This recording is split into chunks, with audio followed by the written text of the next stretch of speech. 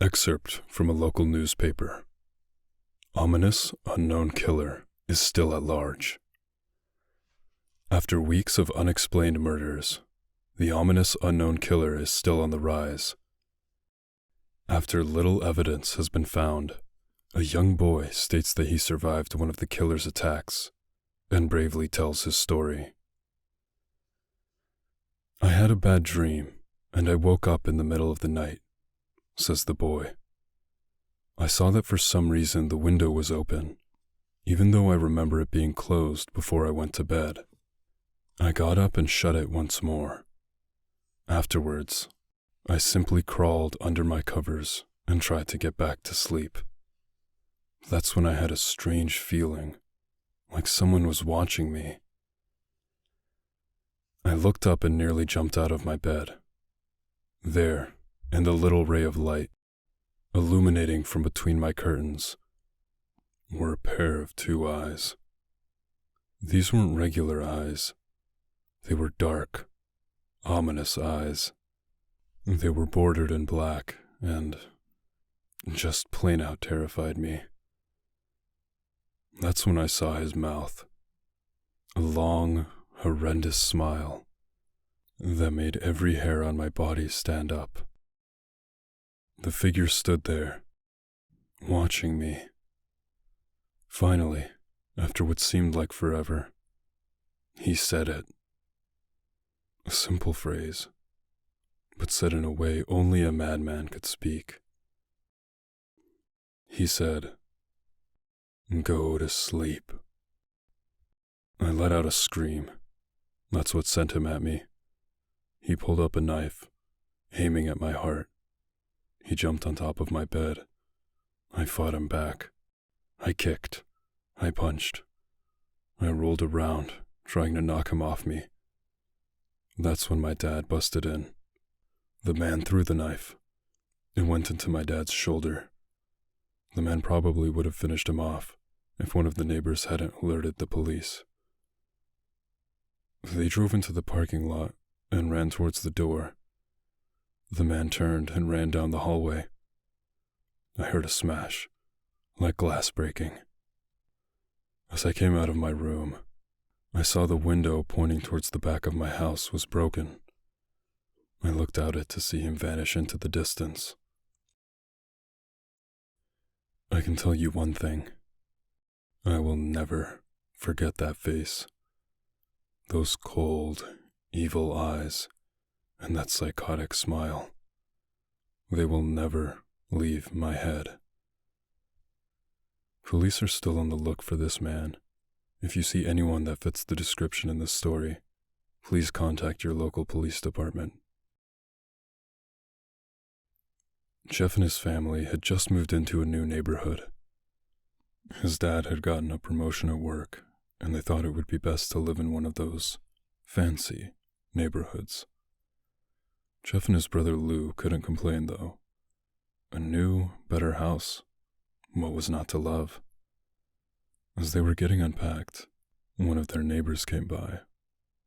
"Hello," she said. "I'm Barbara. I live across the street from you. Well, I just wanted to introduce myself and to introduce my son." She turns around and calls her son over. "Billy, these are our new neighbors." Billy said hi and ran back to play in his yard. "Well," said Jeff's mom, "I'm Margaret, and this is my husband Peter, and my two sons, Jeff and Lou." They each introduced themselves, and then Barbara invited them to her son's birthday. Jeff and his brother were about to object when their mother said that they would love to. When Jeff and his family were done packing, Jeff went up to his mom. "Mom, why would you invite us to some kid's party? If you haven't noticed, I'm not some dumb kid."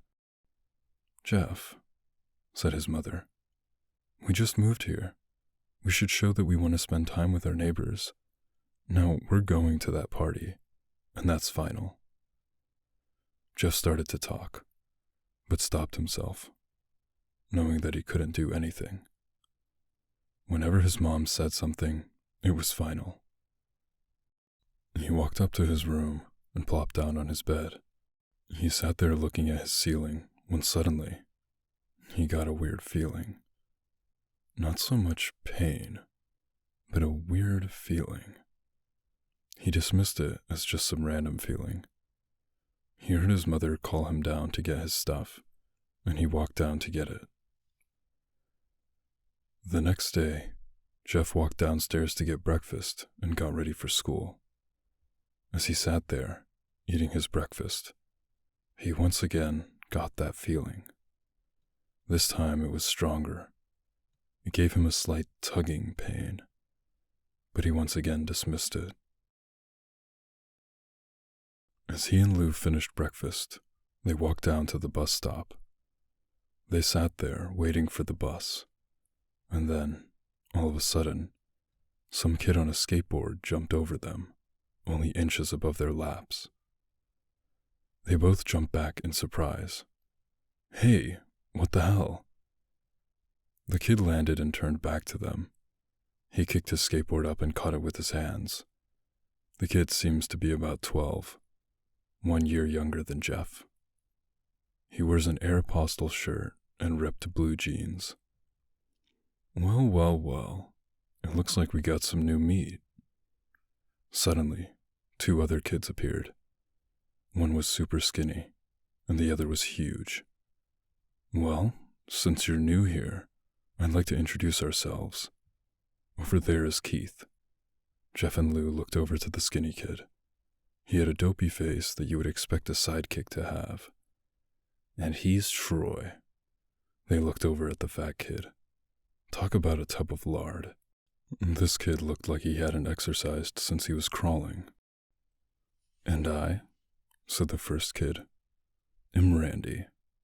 Now, for all the kids in this neighborhood, there's a small price for bus fare, if you catch my drift." Lou stood up, ready to punch the lights out of the kid's eyes, when one of his friends pulled a knife on him. "Tisk, tisk, tisk. I had hoped you would be more cooperative, but it seems we must do this the hard way." The kid walked up to Lou and took his wallet out of his pocket. Jeff got that feeling again. Now, it was truly strong. A burning sensation. He stood up, but Lou gestured him to sit down. Jeff ignored him and walked up to the kid. "Listen here, you little punk. Give back my bro's wallet, or else." Randy put the wallet in his pocket and pulled out his own knife. "Oh? And what will you do?" Just as he finished the sentence, Jeff popped the kid in the nose. As Randy reached for his face, Jeff grabbed the kid's wrist and broke it. Randy screamed, and Jeff grabbed the knife from his hand. Troy and Keith rushed Jeff, but Jeff was too quick. He threw Randy to the ground. Keith lashed out at him, but Jeff ducked and stabbed him in the arm. Keith dropped his knife and fell to the ground, screaming. Troy rushed him too, but Jeff didn't even need the knife. He just punched Troy straight in the stomach, and Troy went down. As he fell, he puked all over. Lou could do nothing but look in amazement at Jeff.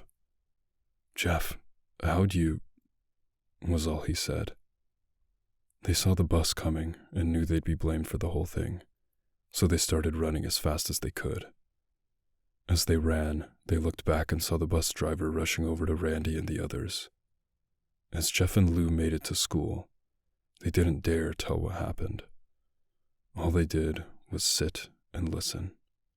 Lou just thought of that as his brother beating up a few kids, but Jeff knew it was more.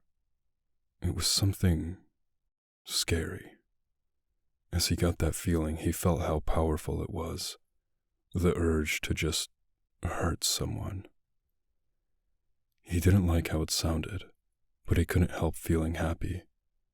He felt that strange feeling go away and stay away for the entire day of school.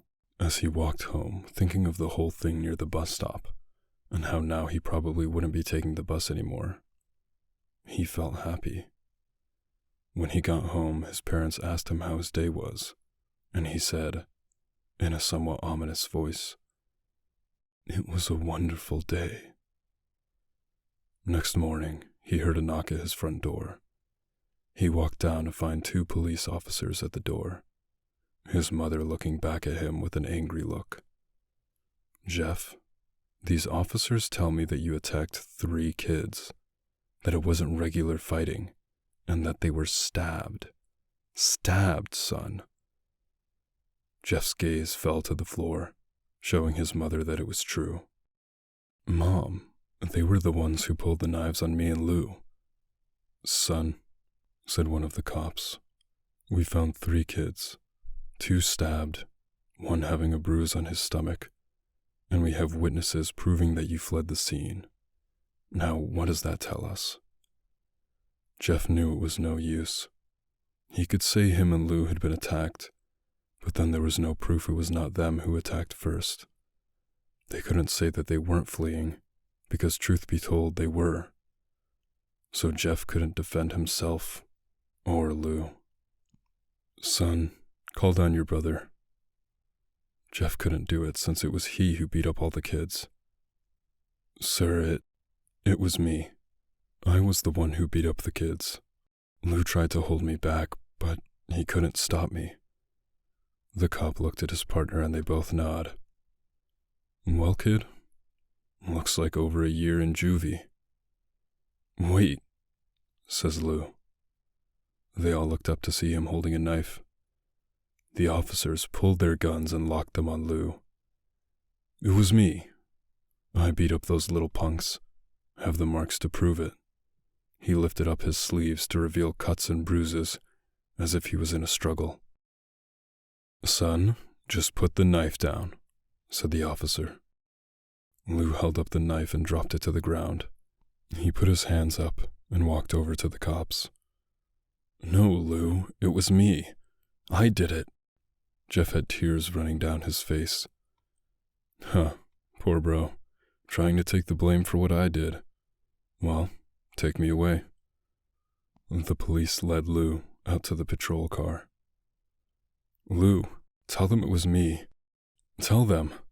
I was the one who beat up those kids." Jeff's mother put her hands on his shoulders. "Jeff, please, you don't have to lie. We know it's Lou. You can stop." Jeff watched helplessly as the cop car speeds off with Lou inside. A few minutes later, Jeff's dad pulled into the driveway. Seeing Jeff's face and knowing something was wrong, Son, what is it?" Jeff couldn't answer. His vocal cords were strained from crying. Instead, Jeff's mother walked his father inside to break the bad news to him, as Jeff wept in the driveway. After an hour or so, Jeff walked back into the house, seeing that his parents were both shocked, sad, and disappointed. He couldn't look at them. He couldn't see how they thought of Lou when it was his fault. He just went to sleep, trying to get the whole thing off his mind. 2 days went by, with no word from Lou at JDC. No friends to hang out with. Nothing but sadness and guilt. That is, until Saturday, when Jeff is woken up by his mother with a happy, sunshiny face. "Jeff, it's the day," she said as she opened up the curtains and let light flood into his room. "What? What's today?" asked Jeff as he stirs awake. "Why, it's Billy's party." He was now fully awake. "Mom, you're joking, right? You don't expect me to go to some kid's party after—" There was a long pause. "Jeff, we both know what happened. I think this party could be the thing that brightens up the past days. Now get dressed." Jeff's mother walked out of the room and downstairs to get ready herself. He fought himself to get up. He picked out a random t-shirt and pair of jeans and walked downstairs. He saw his mother and father all dressed up. His mother in a dress and his father in a suit.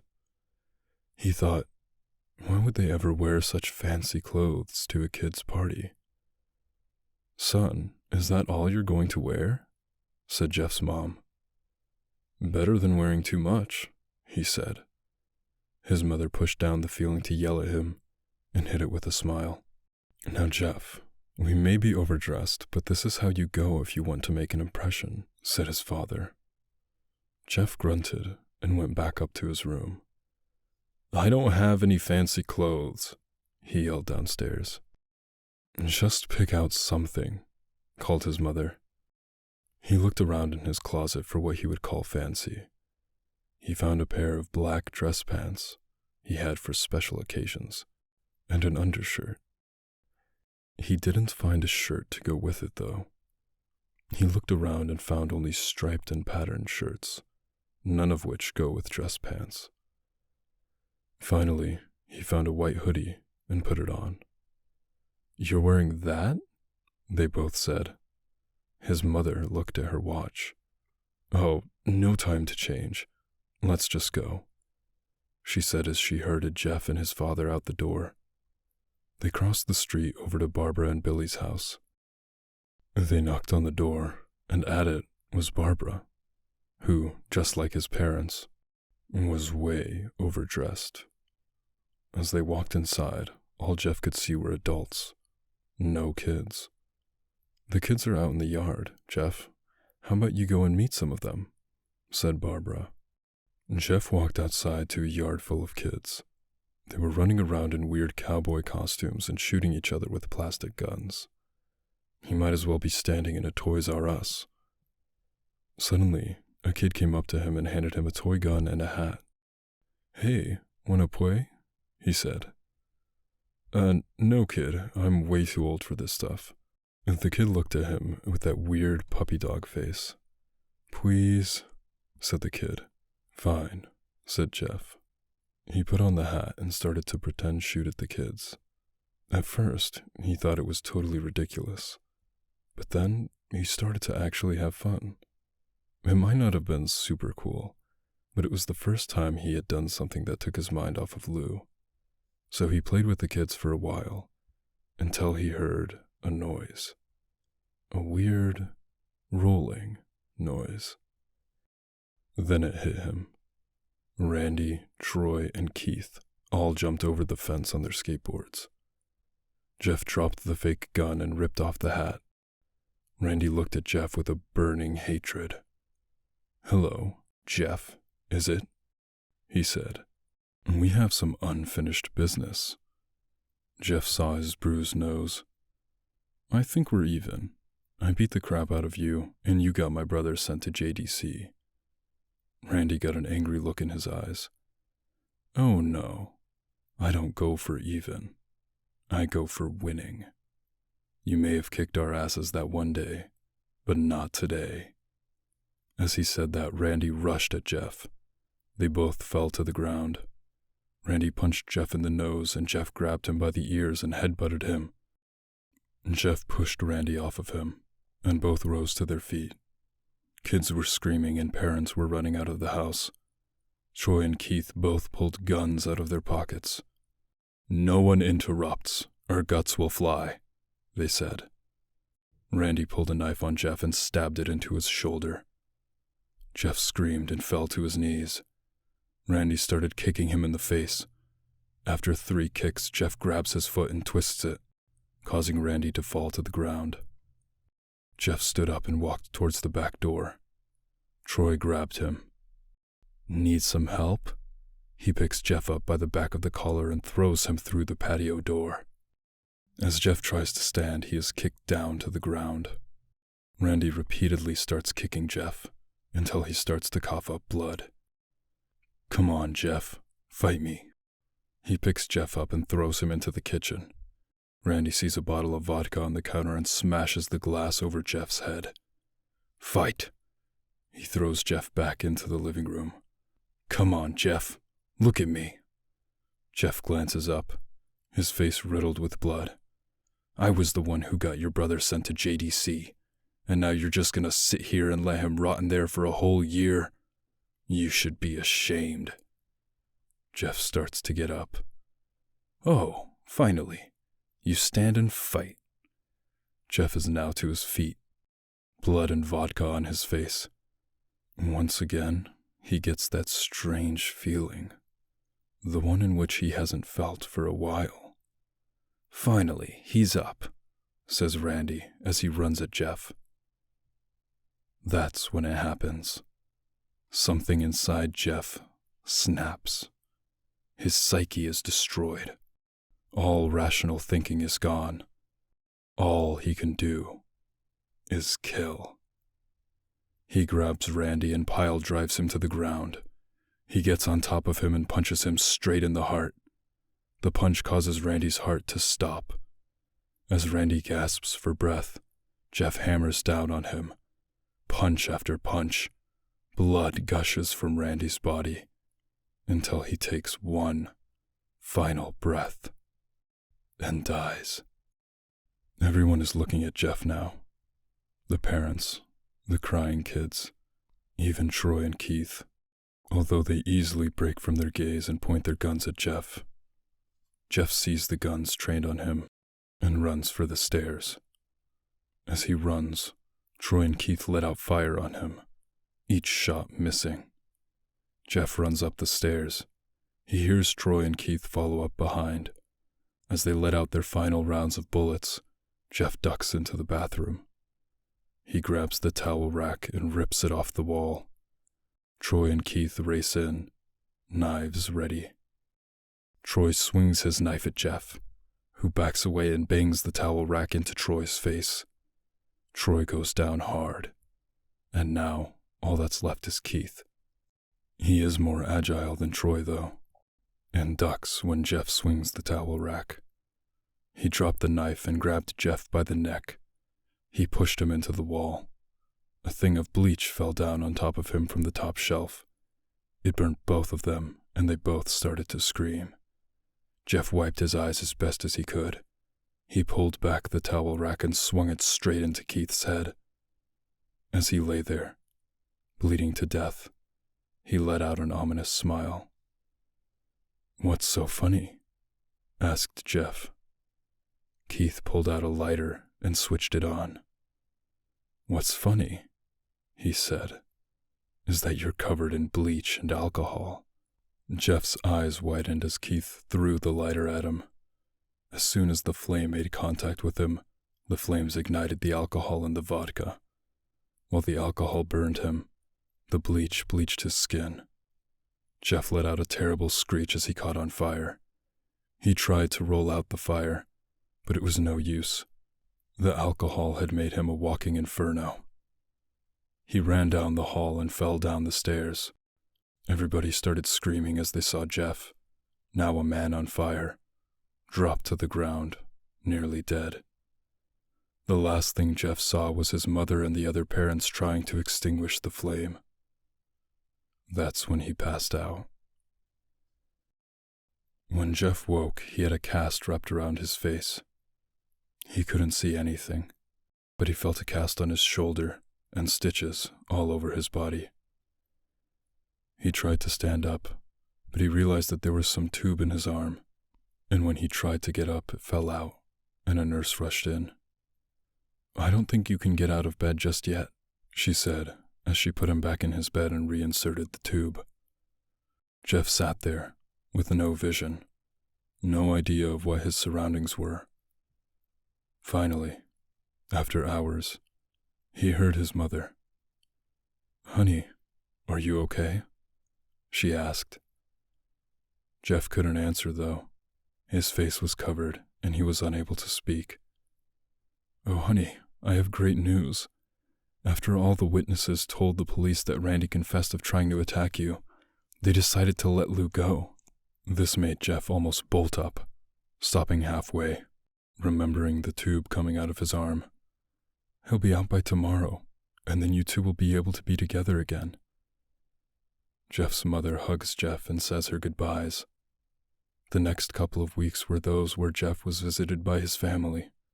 Then came the day where his bandages were to be removed. His family members were all there to see it, what he would look like. As the doctors unwrapped the bandages from Jeff's face, everyone was on the edge of their seats. They waited until the last bandage holding the cover over his face was almost removed. "Let's hope for the best," said the doctor. He quickly pulls the cloth, letting the rest fall from Jeff's face. Jeff's mother screams at the sight of his face. Lou and Jeff's dad stare awestruck. What happened to my face?" Jeff said. He rushed out of bed and ran to the bathroom. He looked in the mirror and saw the cause of the distress. His face. It's horrible. His lips were burnt to a deep shade of red. His face was turned into a pure white color, and his hair singed from brown to black. He slowly put his hand to his face. It had a sort of leathery feel to it now. He looked back at his family, then back at the mirror. "Jeff," said Lou, "it's not that bad." "Not that bad?" said Jeff. "It's perfect." His family was equally surprised. Jeff started laughing uncontrollably. His parents noticed that his left eye and hand were twitching. Jeff, are you okay?" "Okay. I've never felt more happy.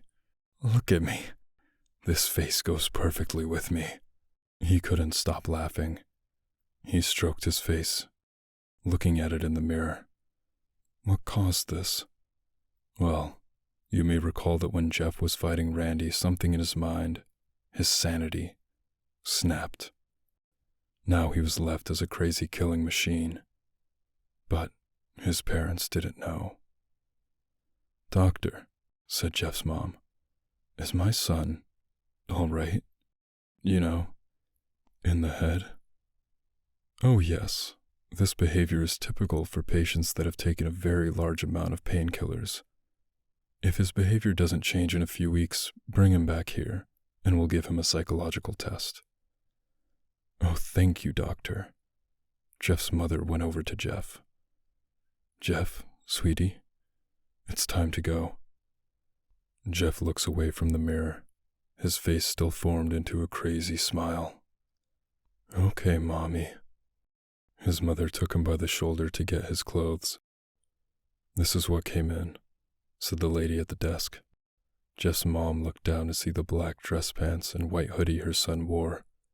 They were now clean of blood and stitched together. Jeff's mother led him to his room and made him put his clothes on. Then they left, not knowing that this was their final day of life. Later that night, Jeff's mother woke to a sound coming from the bathroom. It sounded as if someone was crying. She slowly walked over to see what it was. When she looked into the bathroom, she saw a horrendous sight. Jeff had taken a knife and carved a smile into his cheeks. "Jeff, what are you doing?" asked his mother. Jeff looked over to his mother. "I couldn't keep smiling, Mommy. It hurt after a while. Now I can smile forever." Jeff's mother noticed his eyes, ringed in black. "Jeff, your eyes." His eyes were seemingly never closing. I couldn't see my face. I got tired and my eyes started to close. I burned out the eyelids so I could forever see myself. My new face. Jeff's mother slowly started to back away, seeing that her son was going insane. "What's wrong, Mommy? Aren't I beautiful?" "Yes, son," she said. "Yes, you are. Let me get Daddy and he can see your face." She ran into the room and shook Jeff's dad from his sleep. Honey, get the gun, She stopped as she saw Jeff in the doorway, with the silhouette of a knife. "Mommy, you lied." That's the last thing they hear as Jeff rushes them with the knife, gutting them both. His brother Lou woke up, startled by some noise. He didn't hear anything else, so he just shut his eyes and tried to go back to sleep. As he was on the border of slumber, He got the strangest feeling that someone was watching him. He looked up before Jeff's hand covered his mouth. He slowly raised the knife, ready to plunge it into Lou. Lou thrashed here and there, trying to escape Jeff's grip. "Shh," Jeff said. "Just go to sleep."